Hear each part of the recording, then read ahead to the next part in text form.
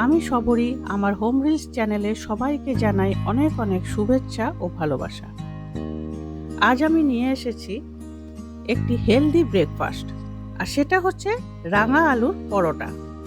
রাঙা আলুতে প্রচুর ফাইবার আছে, যেটা আমার শরীরের জন্য খুব হেলদি, আর খেতেও কিন্তু ঠিক তেমনই টেস্টি হয়।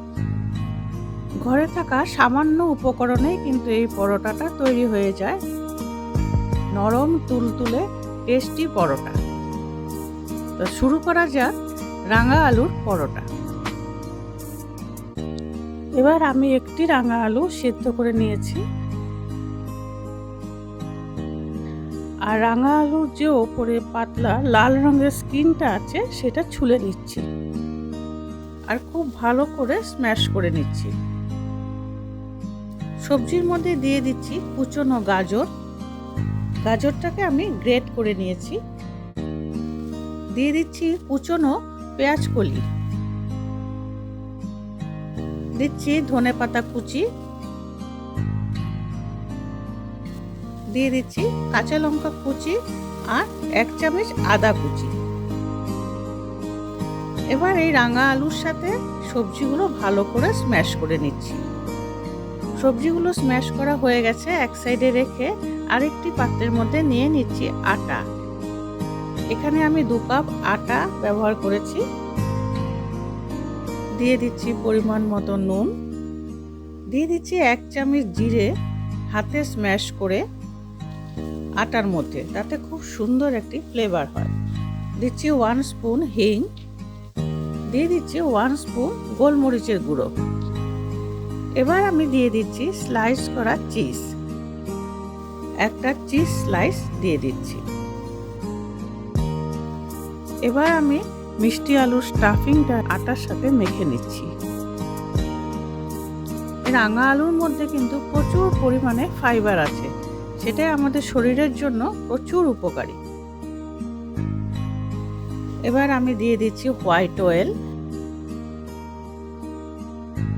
হোয়াইট অয়েল দিয়ে ভালো করে এটা মেখে নিচ্ছি।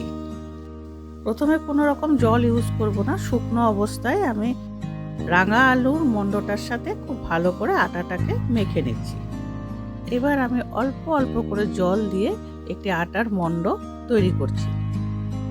যেহেতু চিজ আছে, জলটা কিন্তু একটু দেখে দেখে দিতে হবে, একবারে অনেক জল দেওয়া যাবে না। আটার মণ্ডটা একদম রেডি হয়ে গেছে।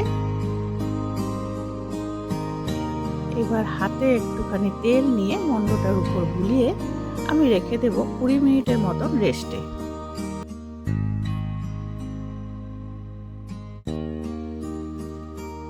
চলে এসেছি 20 মিনিট পর। এবার আটার মণ্ডটা বেশ সুন্দর কিন্তু সফট হয়ে গেছে।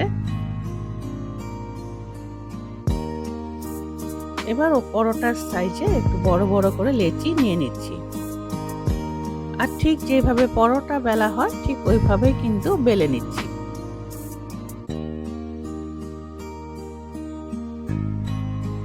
বেশ 6-7টা পরোটা আমি বেলে নিয়েছি। এবার এক এক করে ভেজে নেওয়ার পালা।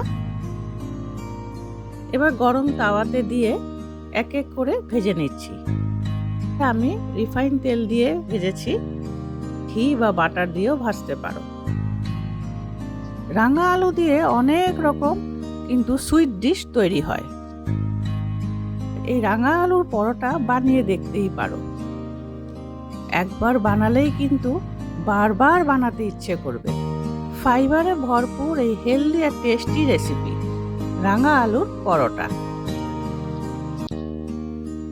সম্পূর্ণ রেসিপি দেখার পরে একটি লাইক করে কমেন্টস করে জানাবে যে তোমাদের কেমন লেগেছে।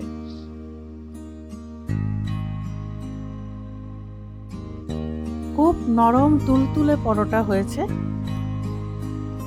রাঙা আলু বেশ কিছু রোগে, বিশেষ করে সুগার আর ডাইজেশনের জন্য উপযোগী। আমি এখানে গ্রিন চাটনির সাথে পরিবেশন করেছি। এই রাঙা আলুর আবার বেশ অনেক নামও আছে, যেমন মিষ্টি আলু, সুইট পটেটোস, আবার হিন্দিতে বলা হয় সাকারকান্দ। সবাই ভালো থাকবে, সুস্থ থাকবে। আবার দেখা হচ্ছে নেক্সট ভিডিওর সাথে।